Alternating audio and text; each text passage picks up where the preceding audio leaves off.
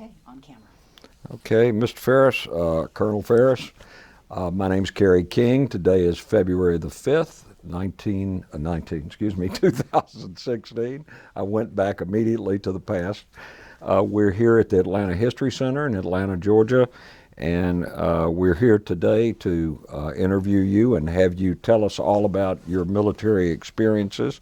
As I told you off the record, these records will be going forward to the Library of Congress, and a copy will be kept here at the Atlanta History Center. So that having been said, would you state your complete name for the record? Yes, my complete name is Marion Thomas Fairris. And Fairris is spelled F-A-I-R-R-I-S? That's correct. Okay. And what do you customarily go by? Tom. Okay. And today I'm going to call you Tom, if that's okay? That's perfectly okay. All right. So tell us a little bit about yourself, Tom. Tell us about your background. Okay. Well, I obviously had a little unusual childhood. I was born in Detroit, Michigan, which today you don't want to admit, but you have to. I lived in a suburb of Detroit with my mother. My father had left to go into the military. And my mother was Canadian, my father was Southern U.S., so I don't think there's any difference. But anyway, I was born in 1938. Where I lived was in Lincoln Park, Michigan, again, which is a suburb of Detroit. From a schooling standpoint, I went to grade school at ROP, R-U-P-P school, which was actually right directly across the street from our house. And then in 1956, I graduated from Lincoln Park High School. I had the privilege of being a member of the National Honor Society when I was in high school. Then from there, I went on to Eastern Michigan University. It's a little story there, too, because when I got out of high school, I wanted to get into law enforcement. So a friend of the family was a reporter with the Detroit News, and I was talking to him about it one day, and he told me that I think you should really have a chance to talk to somebody who's in the business who will be able to guide you. So he made an appointment for me with the commander of the state police there in the Detroit area. And so I went and talked to him, and he told me, I'm surely glad to have you as a trooper, but my recommendation is that you go to college first and get your education, and then if that's what you want to do after that, then that's what you can do. So I went to Eastern Michigan University, which is in Ypsilanti, Michigan, and I graduated in 1961 with a Bachelor of Science degree in secondary education. Ultimately, while in the military, by the way, I went to Michigan State University and received, in 1976, and obtained a Master of Science degree in criminal justice. Family-wise, I have my wife, who happens to be accompanying me, 2 children, Kevin and Tracy, and 4 grandchildren, which we're extremely proud of, Thomas, Josie, William, and Riley. I also have to say that I was married previously for one time and have 2 children by that marriage, Bradley and Alicia, and they also have, they together have 4 grandchildren, so I have a total of 8 grandchildren.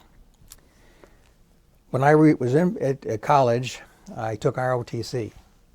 And the reason for taking ROTCs was not because I was really a military-minded person, but I had to pay my way through college. And so you got paid for going through ROTC. And I took that, and then when I finished it up, I was designated a Distinguished Military Graduate from Eastern Michigan University, and received a commission, a regular Army commission, as a second lieutenant in 1961. I was assigned to the Military Police Corps as my basic branch, and also because of that, at that time, they required 2-year infantry detail. And the detail was due to the fact that they wanted you to learn more about the foot soldier and how you would interact with them and support them when you became a military policeman. So 2 years of infantry time as a platoon leader and then a staff officer in the S3. This is part of the 2nd Infantry Division, which was stationed at Fort Benning at that time. Assignment-wise, I went to the infantry basic course in 1961 at Fort Benning. I went also at that time through airborne school at Fort Benning and received my wings from that schooling. Then I was assigned to Company C, 2nd Battle Group, 1st Infantry, 2nd Infantry Division at Fort Benning, and basically had the normal 2nd lieutenant positions. I was a platoon leader, and then moved up to become, as a 1st lieutenant, became executive officer for the company. And then during the last 6 months of my detail, I was put into a staff position to get a rounding out of how the whole infantry structure works. So I was in the S3 section of the battle group staff.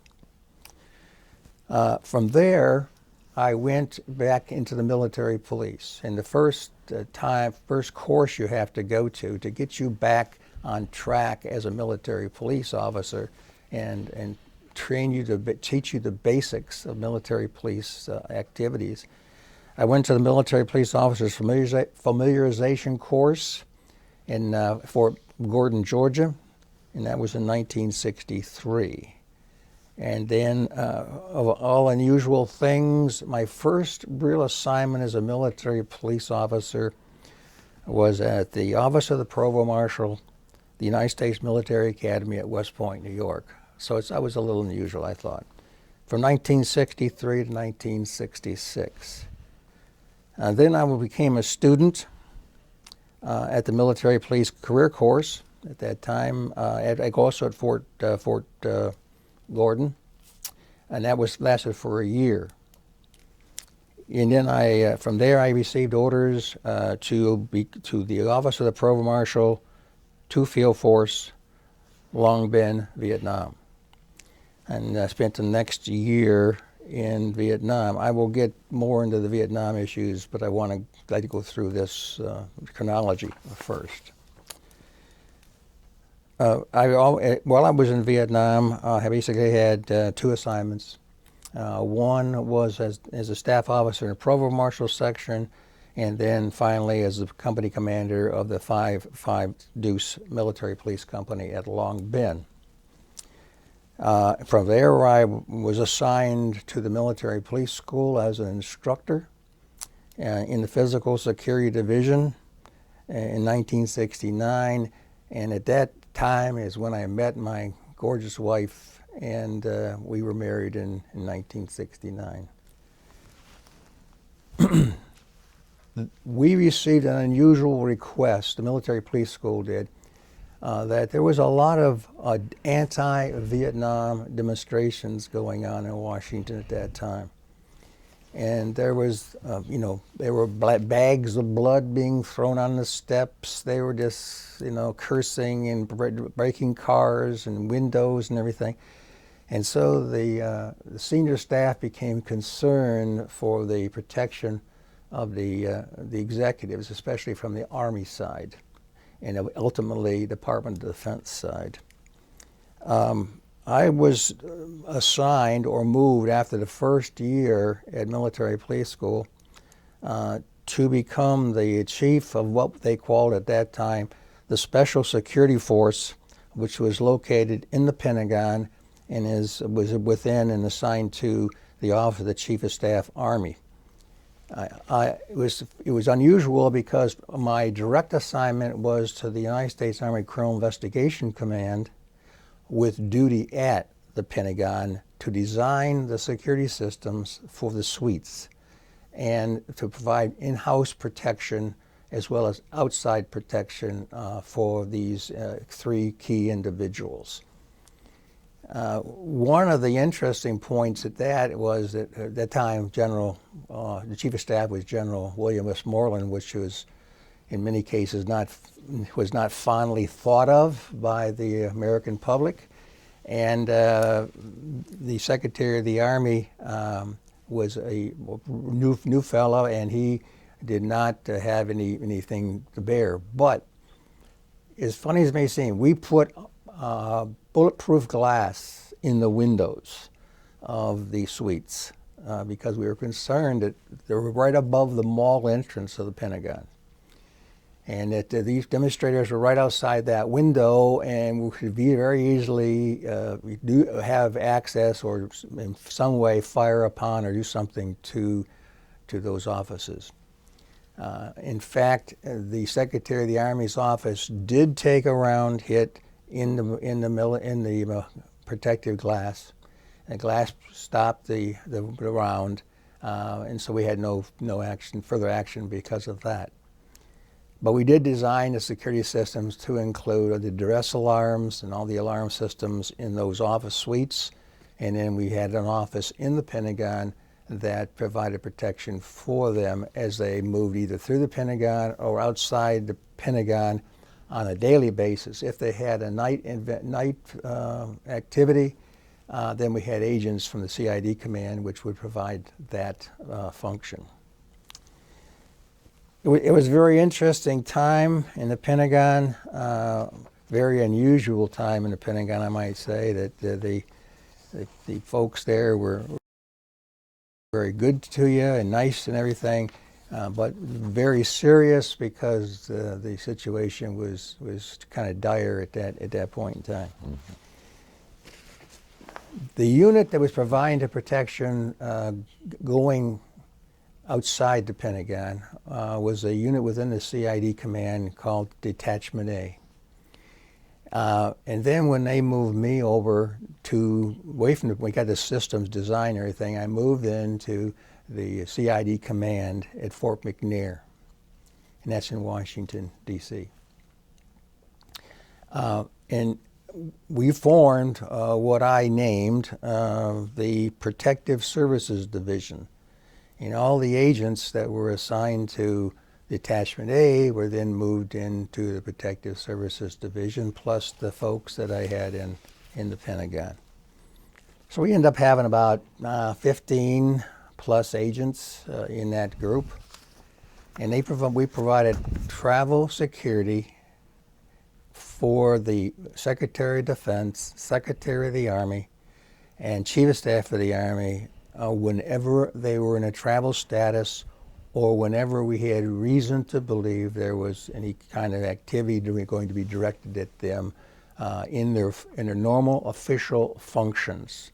And we seldom got involved in their personal lives, but it was all based on the fact of who they were and what they were doing at that time. That resulted in a couple of unusual situations. The unit was attached to the State Department for special protection of a presidential invited country. And that was Nixon invited the People's Republic of China to send a table tennis team in and attempt to kind of open the door for some kind of dialogue between the two countries.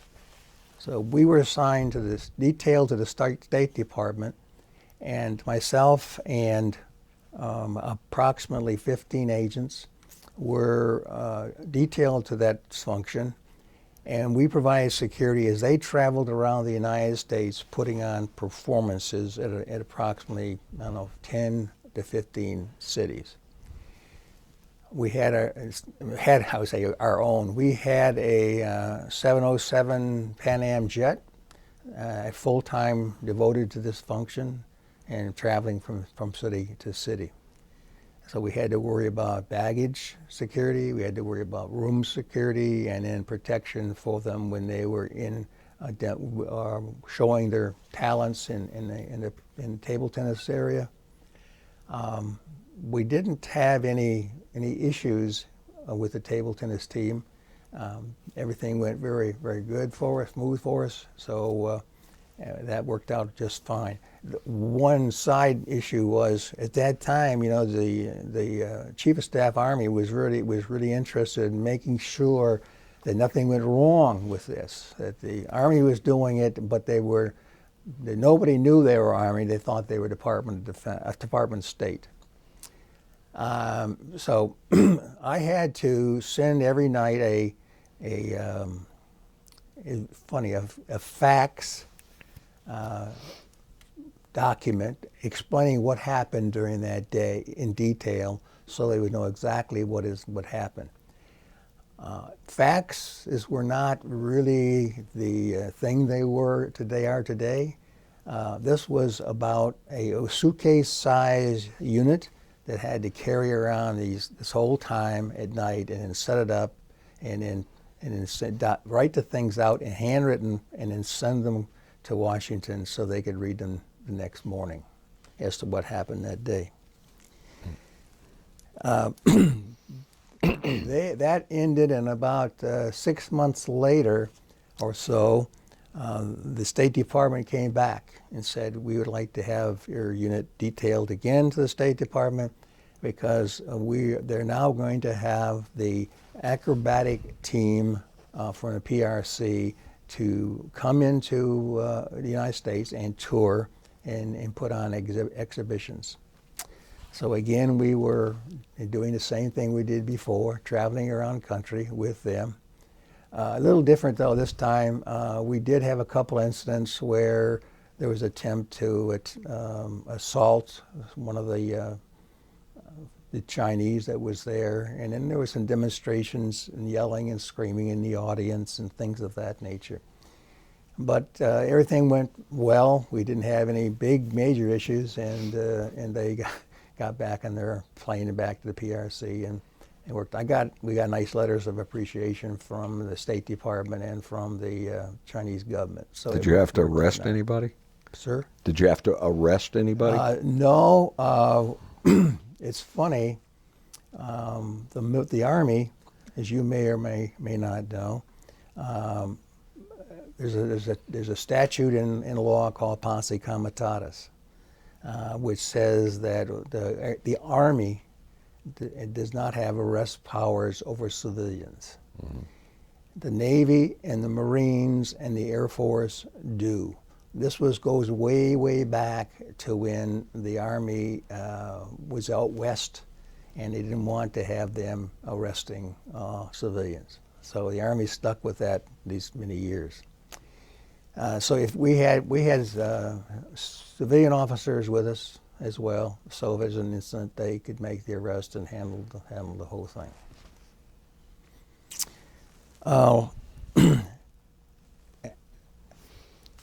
After those things happened, one other detailed item happened. Again, the State Department.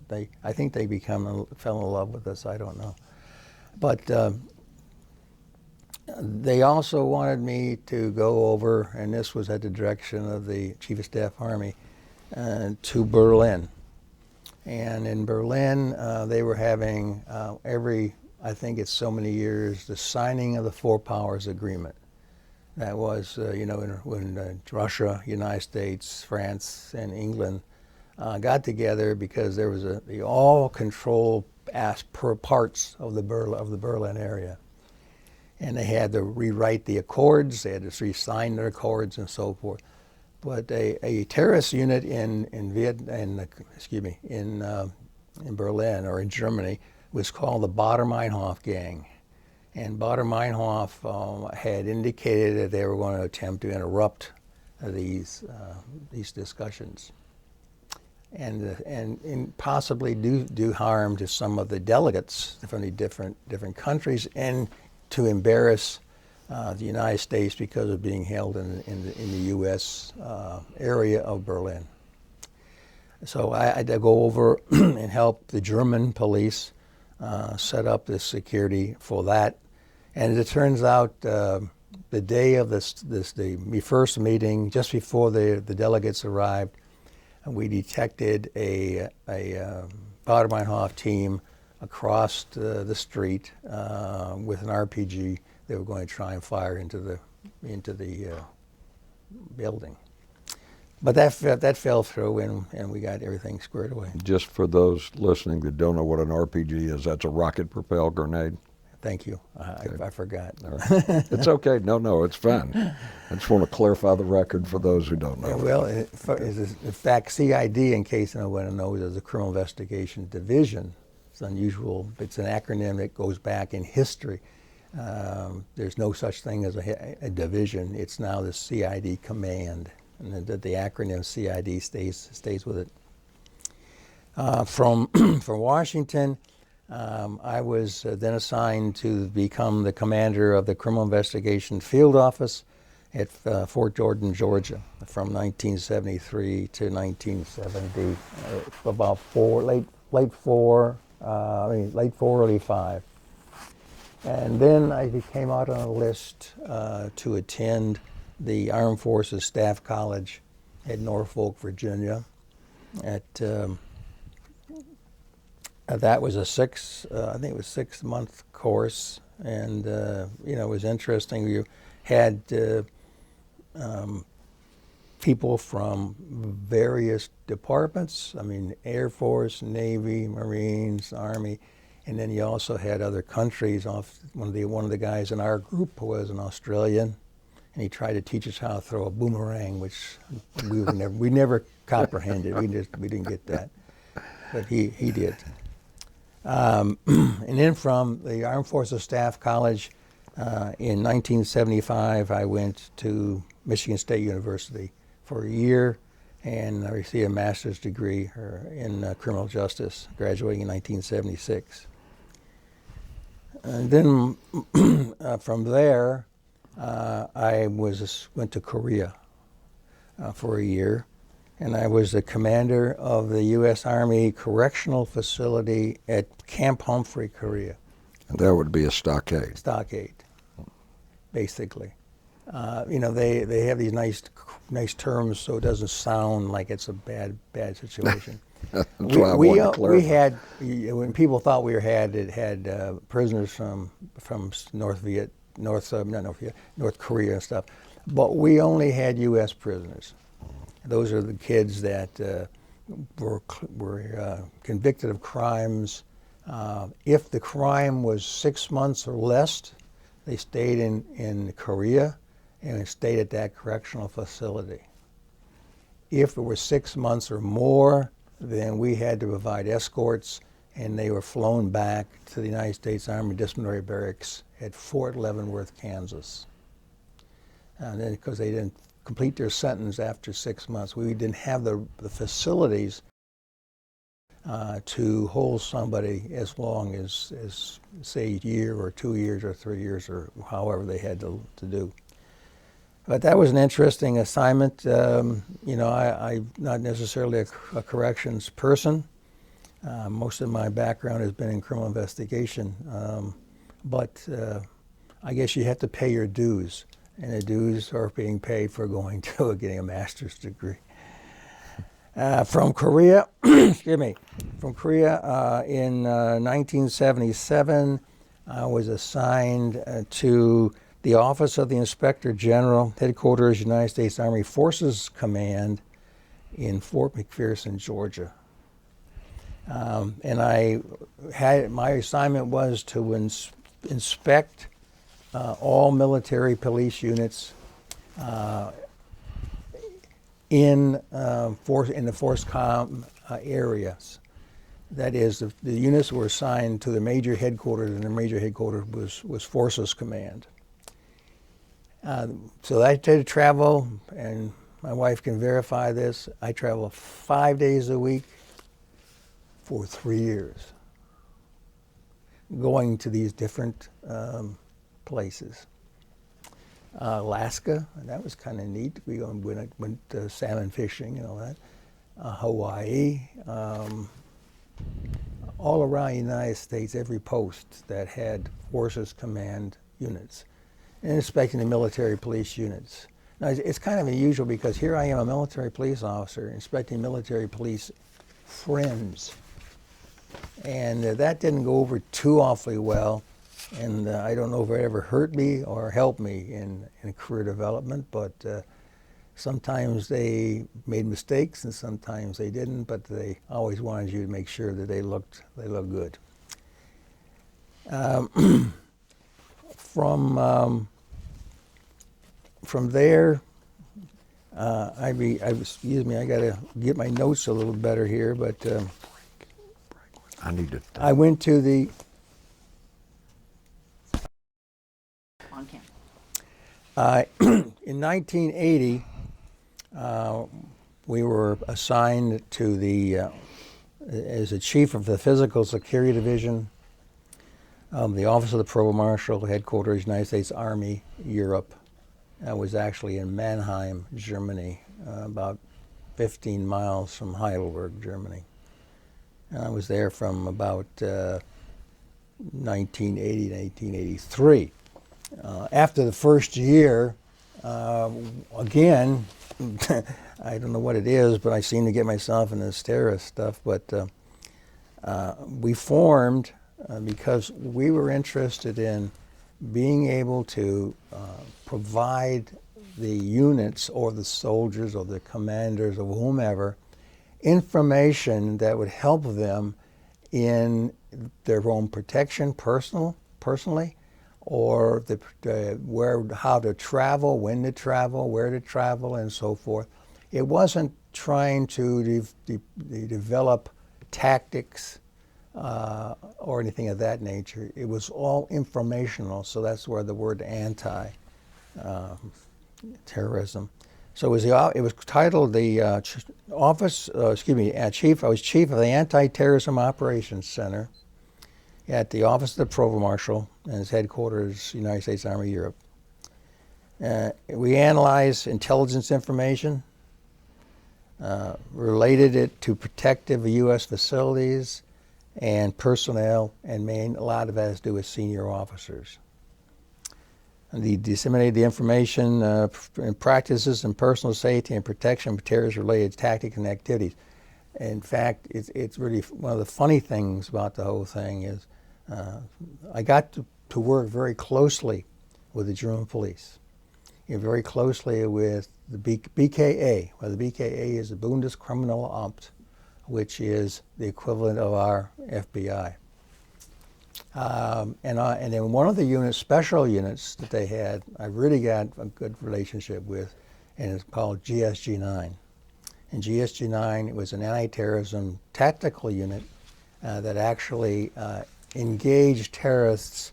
They recovered the aircraft in Mogadishu, and we, got all the terrorists off without any of the passengers being killed and so forth. Extremely skilled organization, top level athletes in physical condition and weaponry. They had all the most current weaponry and everything. It was very, very interesting to work with those guys. And because of them, got a chance to visit some of the other special units. I like to stay in England, special branch, in France, the Carbonari, and in Israel. I'm trying to remember the name of the Israelis, but in the Mossad? Huh? Was it the Mossad? Mossad? Well, it was part of Mossad, but it was a more tactical type of unit. In any event, we did that. I did those things, and I've learned from them as to what they had done, how they were protecting their people, how they were doing different items to ensure that their families were protected, and so forth and so on. And then when we did have an incident in Korea, in Germany, and this one happened actually in Italy, and you may have remembered it happening. A general by the name of Jim Dozier was kidnapped by the Red Army Brigade in Italy.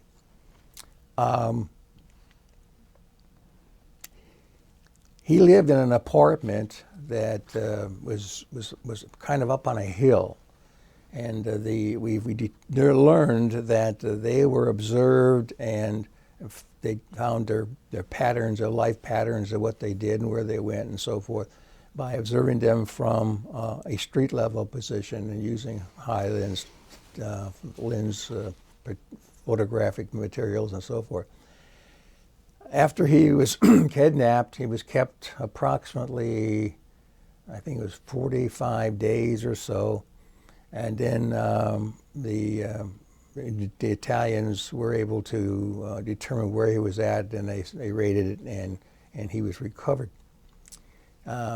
He had been placed in a trunk and moved through the city in a truck. He was in a trunk on a truck. I kind of get confused, not knowing where it was going and not knowing anything about what was happening. But what was interesting about the whole thing was what we were trying to do, what I was trying to do, was determine what he could have done differently that would have prevented that whole thing from happening in the first place.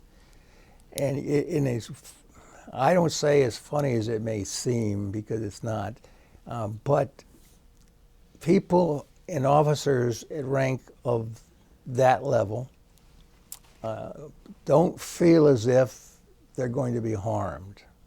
And so when you try to have them understand that there's certain precautions that they should be taking, it's hard for them to grasp that. No reflection on general officers by any means, but it's just that the rank structure in the military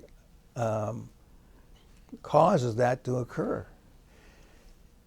But anyway, he was very nice to us as far as relating everything that happened to him, and what happened to his wife, and what he went through when he was there. And so we started thinking, well, how can we be able to detect where he's gone, where they took him, where they're at and everything.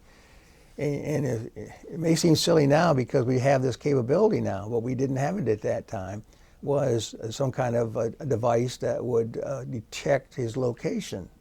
You know, he even thought about, putting some devices in street lights that would be able to track where he was going. But none of these things, we were too far ahead of ourselves in thought, but not in reality. But in the event, he gave some good information as to what he thought could be done to protect people in the future as far as that is concerned. And he was very helpful, and I got to know him pretty well. The other major thing that happened in Europe that I think is of interest is that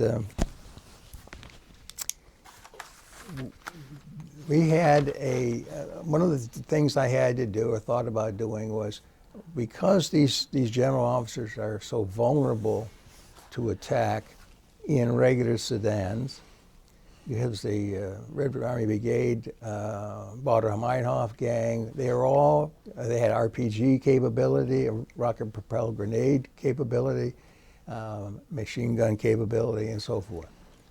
So I convinced them and coordinated with the German police to get an armored Sedan, an armored Mercedes, for the Commander-in-Chief of the United States Army Europe, at that time a 3-star general.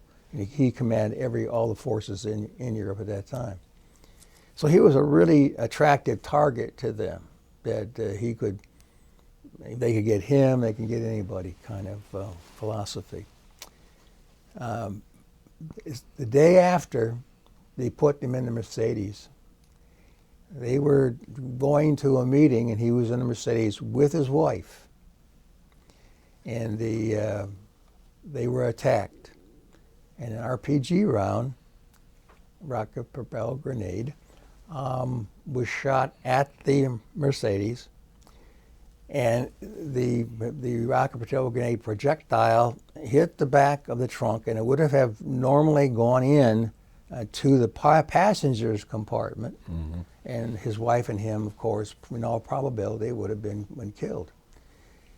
But the armored plating on the car deflected it enough that it bounced out through the metal. It has a heat-seeking device on the front of it, and it went out, hit the curb, and then bounced away and exploded. And another thing is, and this is a lesson learned from the military police unit that was providing the protection from Heidelberg, the only weapons they had were .38 pistols. So the return fire with .38 pistols against machine guns was not a very good thing. But anyway, long story short, the German police officer who was driving the car had the sense enough to get out of the kill zone. And he drove off as fast as he could after that happened and got them out of the kill zone. And then the aggressors left the scene, and everything worked out. The unit that did all this got a lot of praise for it. In fact, the guy who was the commander at that time, every time I see him, and he's an MP06 now, 06 meaning colonel, he always says, you know, I owe you because you saved his life, and I probably got credit for it, you know, so that's the way it goes in life. Sure. So those are the incidents that I remember the most in those areas. I brought some photographs and things. I want to go back a little bit if you don't Yes, mind. sir. Well, yeah. If you wouldn't mind, discuss with us a little bit your experiences in Vietnam. Specifically, what did you do on a day-to-day basis? Okay. Well, when I first was assigned to Vietnam, I was assigned as the operations officer for the Office of the Provost Marshal in headquarters there at Long Binh. And in that function, I would be coordinating with all the divisional units that were assigned to the major command. And we would assist in whatever way we could as far as supplying them, getting them special equipment, whatever we could do to help them out. So with that, I traveled a lot within that area to these units and visited to find out what we could do to help. So we wrote,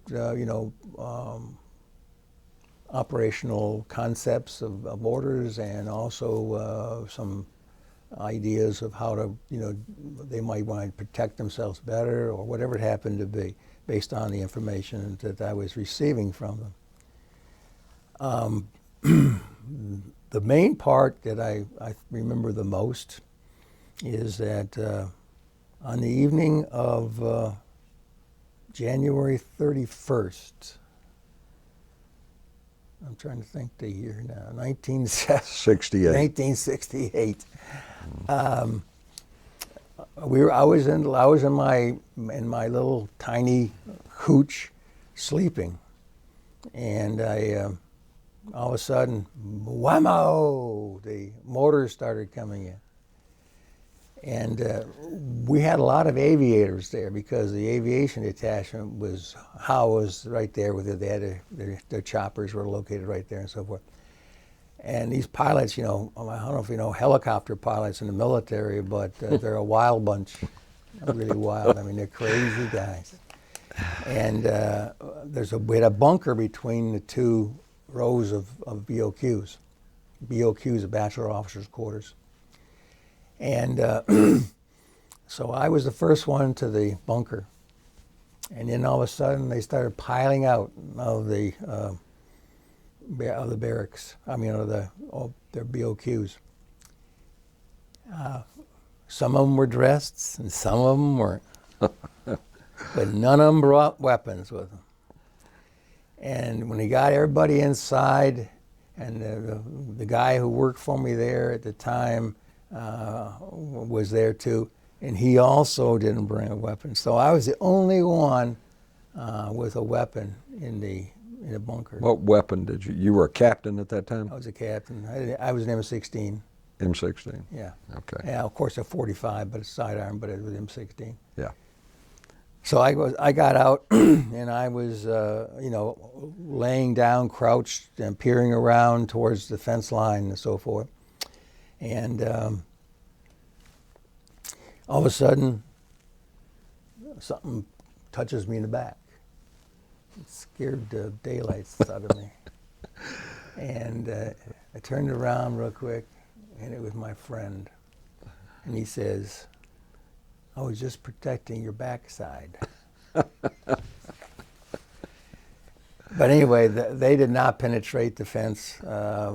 We were able to, and the people who really saved the day for the headquarters was the military police company, because that was the only, I will quote unquote, tactical type unit that had the capability of responding in that fashion with the weaponry that they needed.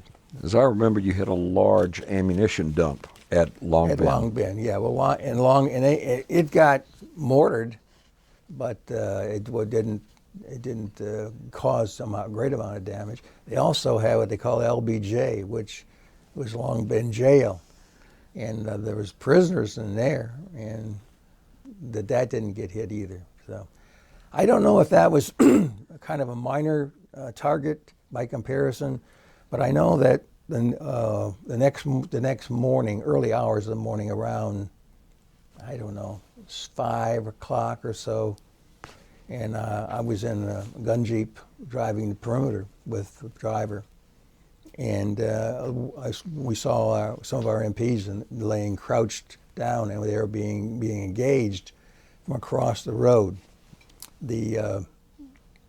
Across the road from our headquarters was a village, and that village was called Widows Village.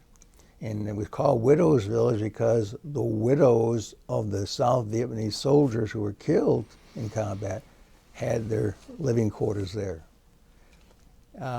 So they had penetrated that village, VC, and had Viet Cong. Viet Cong, yeah. Uh-huh. And they were going to, they were planning on attacking the headquarters, but we were able to repel that. But they were receiving fire at that point, so we got out of our jeep and we started returning fire as well with them.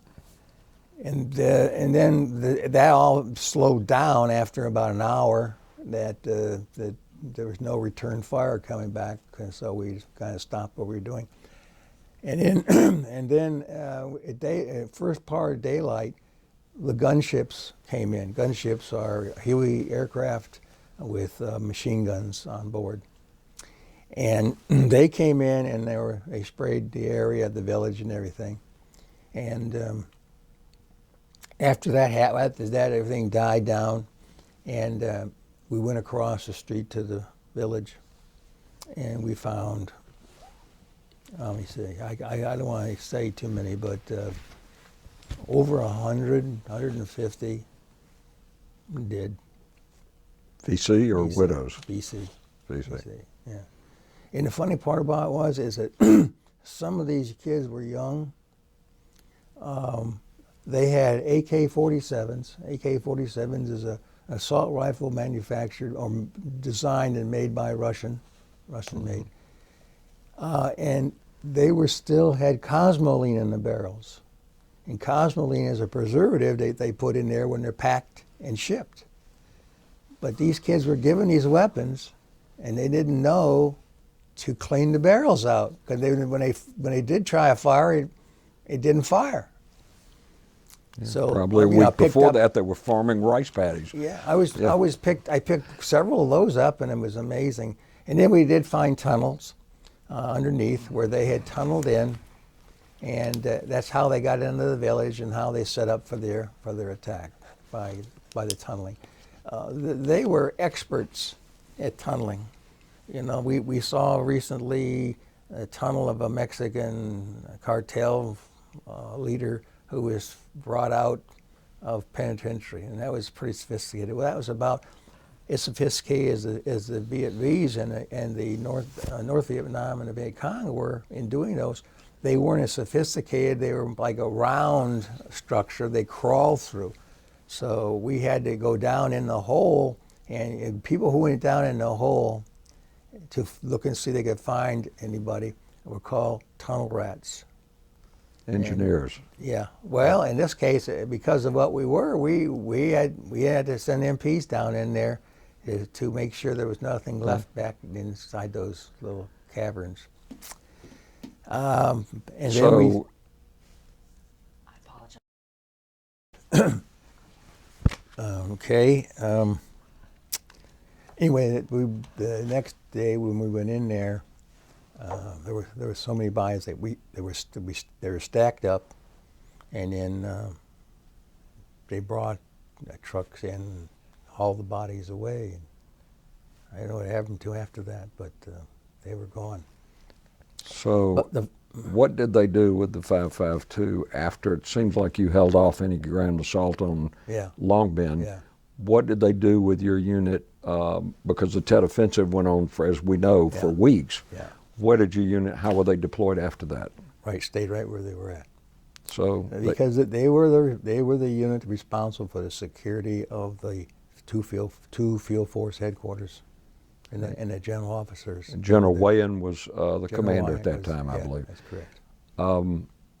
And how many people did you have in the 5.52 that were responsible for the security of Long Bend? Oh, let me think. It was a fairly good-sized company. I'd say around 175 or so, something like that. And you know, we had, even in those areas where they weren't military police positions located, the other units who were staff people, they had emplacements built, you know, where they could get into as well. So, you know, one other thing I was going to mention that was disgusting in this whole thing is, you know, what happens to the families and the children during these kind of conflicts. It's the same things happening now. But I can remember that we had fire pits that they would put, you know, like trash and excess food and stuff into, and they would burn it. And these kids were so hungry that they would go through the fire pits walking, looking for food. And I swear, you could smell the flesh burning miles away. It was disgusting, and they're not disgusting from the standpoint of, but bad for those young. I feel so sorry for those young kids. Sure. They're paying the price for somebody else's mistakes as far as that is concerned. Right. Well, anyway, from Vietnam, I was assigned back in the States to the Office of the Provost Marshal at headquarters, 2 Field Force at Fort McPherson. And again, I was in a staff position at that point. And then I finally decided, well, guess what? It's time to retire. So I retired in 1983 from the military. And tell them what rank you were when you retired. I retired as Lieutenant Colonel. Okay. Mm-hmm. And after I retired, I had several jobs after that in different locations. But all of them were either police or security related. Director of Security for Hayes Microcomputer, which was big at the time in the Atlanta area, and then ultimately with Georgia Pacific. I'll just as a sideline that doesn't have anything to do with your speech, but Hayes Microcomputer, the divorce between he and his wife was probably one of the largest asset divorces in the city of Atlanta. There was can I talk about that? If you want to, sure. Okay. There was the divorce was not well received by Melita Hayes. That was her name. And he already had a substitute to come in. You know. And, the second string, you mean? Yeah. And anyway, they got divorced, and she got the house, that big house they just bought. And because of the settlement, there was a $15 million debt due to her. And so he had land at the corner of 316 and what now is, I'm trying to think of the road, right across the street from Gwinnett Tech. Right now where Cisco headquarters are located. Yeah. Okay. Anyway, it was a large piece of land. I would say somewhere in 20-acre general location. There was a lake on it, and we had a retreat house out there where people would go out when they wanted to get away from where there were headquarters and so forth. Anyway, at that point, when the business went bye-bye, that was a bridge loan, and he had to repay the $15 million. So the only way he could do that was to sell the land, and the money from the land went to her. Wow. So were you in charge of security for Hayes-Mucker Yeah, Computer? yeah. Mm-hmm. And how long did you? I was there 9 years. And so after that, Well, I did consulting, independent consulting. Lockwood Green, did some work for them. Went to was the State Department again. They had contracts to Lockwood Green to design enhance the security of the embassies around the world. And so a couple of them we had one was Paris. I went to Paris, and we designed the security systems for the embassy there. And then went to Havana, Cuba. There was an interest section there. Of course, the U.S. was not well received at that time. And we got there, and we were escorted into the U.S., they call it U.S. Interest section, something of that nature. And we were going about our business and doing the work, and then all of a sudden there became a large demonstration outside the compound, and so we had to then stop and go into some secure areas within there, and then they made arrangements for us to be escorted to the airport. And we were flown back to the United States, and there wasn't enough enough pilots, and so I had a private license, and so I had to fly co-pilot back. Well, that must have been difficult to fly. At least it was only 90 miles. Yeah, I mean, it's funny because and you see pictures about these old cars, and it's all true.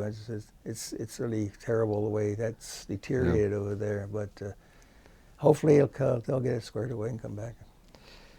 So, did you ultimately retire from all working at some point? Yeah, or are you well, still working? in 1982, I retired totally. From the I was military? with Georgia Pacific at that time. 82? No, Or 92? 92, excuse me. 92. Okay. All right, and you've been When you get retired. old, you know time is nothing, you know. Well, Tom, I think my view is it's better to get old than not get old. That's true. The alternatives aren't wonderful. So, looking back, now we're looking back 50 years ago, not just at the Vietnam War, but at your experiences in the military. And what are your second thoughts, or in retrospect, what's your feeling about the Vietnam War? Well, you know, I think the worst thing that hurt me when I came back, and I'll get back into when I was there, but when I came back, you know, these guys, all of them, they'd get off the plane and they would kiss the ground. And then they would get on a bus and they'd take them to where they were going to go.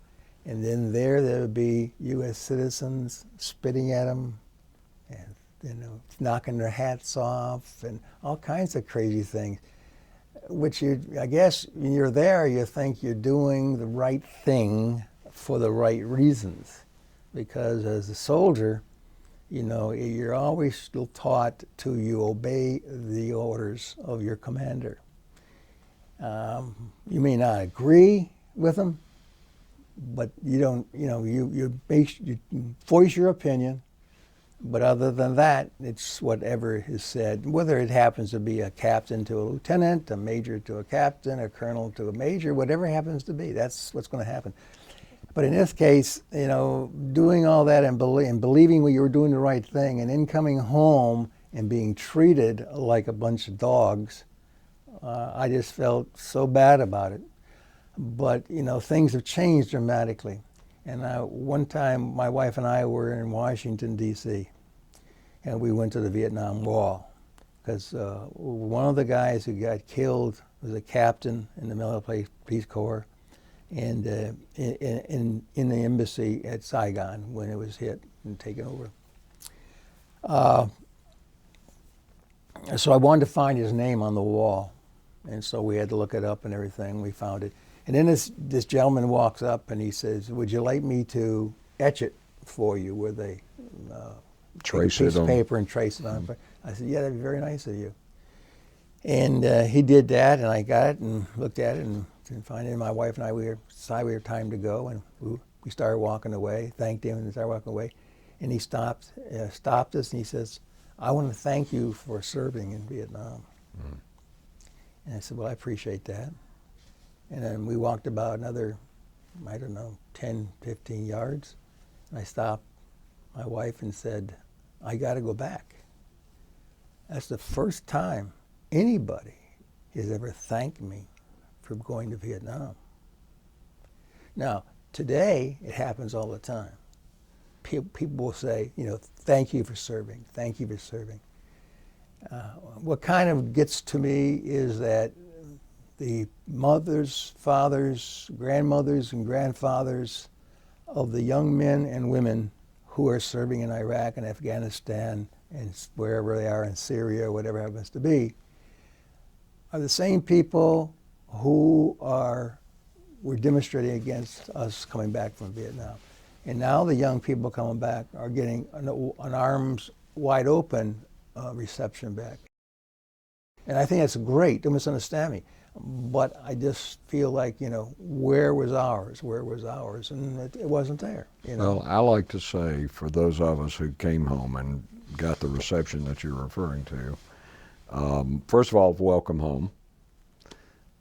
I like to say that we came in vogue somewhere in the mid-'90s. They decided we were worthy of an apology for that treatment. And I like to believe, rightly or wrongly, that perhaps, and I know I'm not supposed to be editorializing, and I want to know your feelings about this, but perhaps it was the lesson that they learned about how we were treated that makes them now understand that they need to treat the Afghan and Iraqi war veterans a whole lot better than we were. Mm-hmm. So, well, these young, what gets me is, I was in Vietnam just 1 year, and I know you were there 2 years.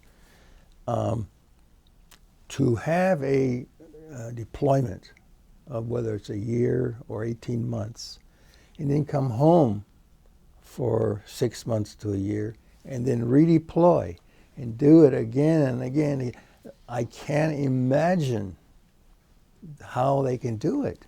Number one, and number two, I don't know. I feel like those poor guys, and I don't think anybody wants to admit it. VA, maybe not. I don't know, but these guys have to have their brain scrambled with PTSD. I mean, there's no way they can't. And what they're seeing and doing and so forth, and the repetitiveness of the deployments. Yeah, I was sort of thinking about it when you talked about going over to the widow's village and seeing the 150 bodies. Those of us who have sort of lived through that, seen the elephant, as they say, mm-hmm. Those thoughts don't go away. Those images don't go away. They stay with you the rest of your life. It's in my mind, fixed. I mentioned that to my wife some times, but just... Yeah. Sometimes I can't go to a movie. I even have, I didn't bring any, but I even have pictures of that. Because it's kind of horrid thing, so. Are you, today, looking back, are you proud of your service? Are you...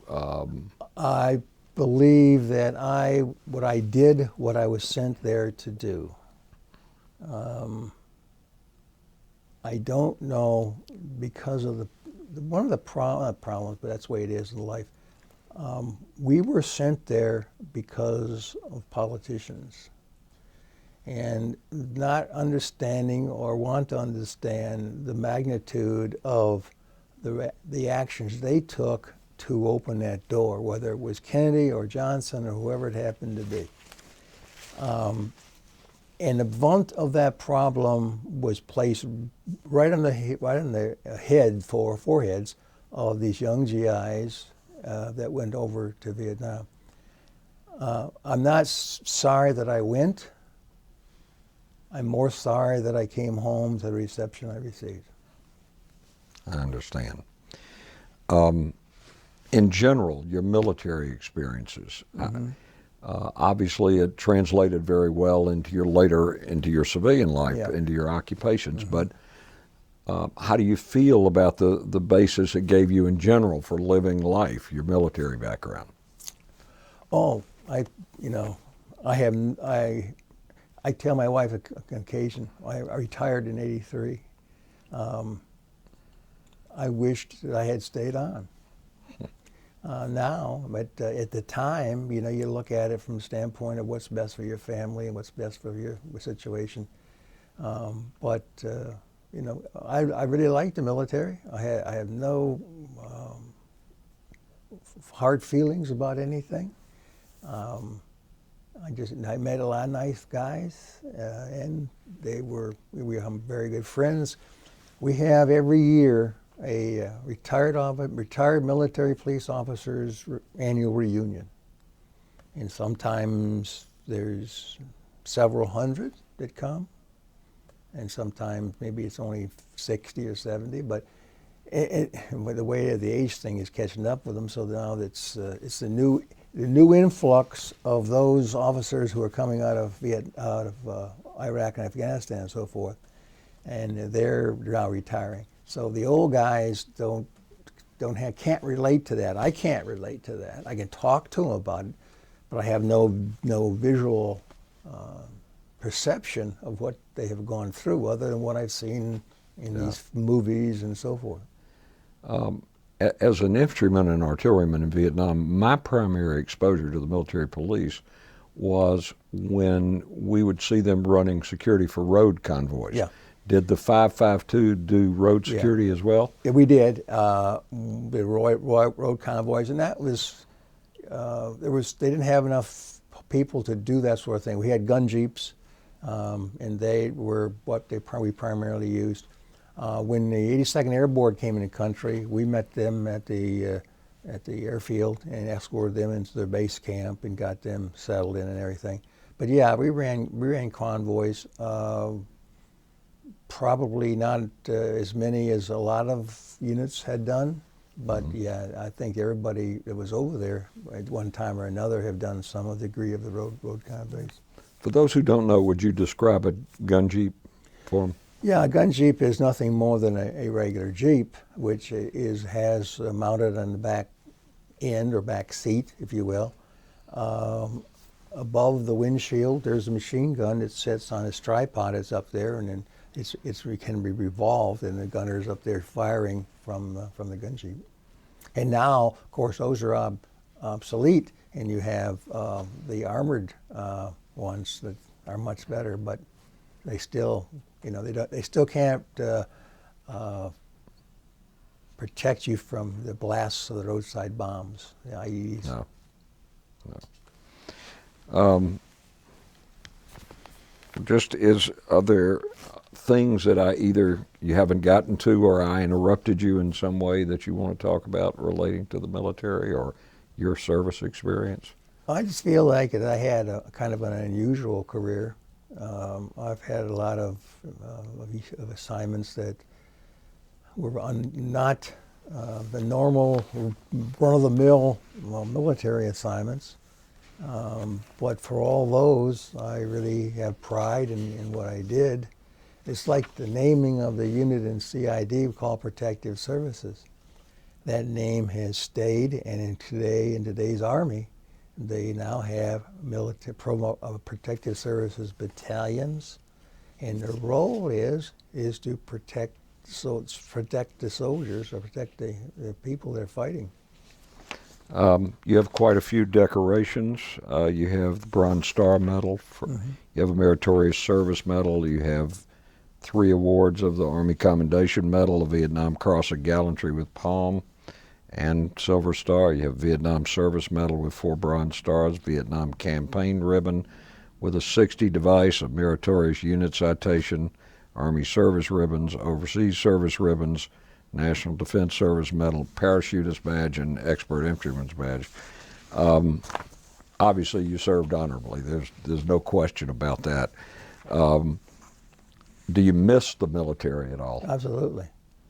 Yeah, and we keep track of each other, you know. We talk to each other all the time. I got a friend coming in tomorrow morning from Washington, D.C., and we were very close friends, and he's a military police officer, and we continued to maintain contact through the years. He stayed in Washington, D.C. That's where where he wanted to be. We stayed down here. But yeah, there's guys here in the Atlanta area that we talk to all the time, and the same thing. They used to have lunches with the CIA. I'm very unusual from the standpoint that CID agents are primarily warrant officers. A warrant officer is a specialist in his area. It's somebody it's not a generalist like a regular officer is. And enlisted, those are the only 2 that they don't normally have as agents. I guess the reason for it is the fact that the disparity in the ranks, you would have a conflict between an officer and warrant officer enlisted. But because of my protective assignments that I was on, I was working as a CID agent. And so I was a credentialed, school-trained, I went to military police, I went to CID school, and school-trained CID agent. That's right. Hey, you said something when you started off the interview. You said your dad was in the military and that he was from the southern United States. Tell us about that. My dad was, and this I'm not too proud of, but my dad went in the military and never returned. I see. And but for whatever reason, my mother and he ended up getting divorced. My mother married another man who became my stepfather, and he was extremely good to me and became really my father. But later in years, I met up with my real father. The funny part about it is he did not tell me about his past, and then doing Heritage or this Ancestry.com, I find out a lot of things that I may or may not wanted to know about the number of times he was married and and all those sorts of things. Was he in the Army or? He was in the Army Air Corps. Army Air Corps. Yeah, I think he was a tech of some type, technician of some type. You asked too many questions. No, you don't.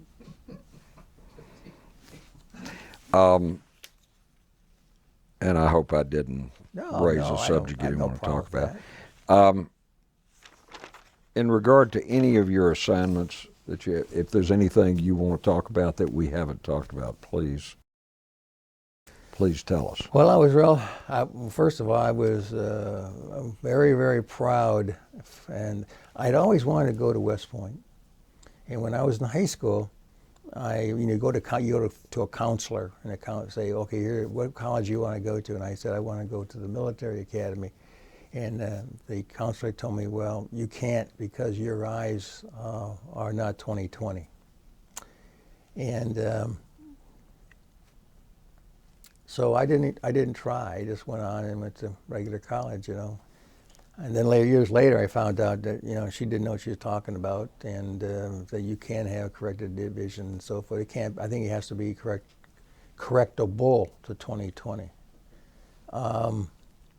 But being assigned to West Point was, I thought, a real plum, especially for a first lieutenant. I was the only lieutenant at the academy when I got there, in the staff position. Although we were in support position, we still had, the mingling of everybody. And then I made captain at West Point. Okay. It was a very interesting assignment, and I did honor guards for dignitaries, foreign dignitaries coming in. And then on Saturdays, we did lots of traffic control because a lot of people will come to football games. And I came up with the idea of putting overhead signs up with arrows where to go to park. We had to tie them to trees. We didn't have any such thing as signs at that time. Now there's signs all over the place, you know. But yeah, it worked out, and I enjoyed it. And the other thing was the CID assignments. I'm very proud of that. That there's not many, I don't know of any officers who have had that privilege of serving in those capacities. You certainly had an interesting background. A lot of things I've definitely not heard about in the past. I thank you for coming today, and thank you. Are there any other things before we close up the interview that you'd like to mention for the record, for the recording? I guess not. I think that I've kind of spilled the beans enough here. Okay, now you have provided us several photographs and some memorabilia you had from the Army, and we're going to copy those and include those with your interview. And so unless there's anything else, we thank you very much for being here today. You're welcome. I want to, as a Vietnam vet, I want to welcome you home. Thank you. Tell you we're glad you're And here. you too. Thank you.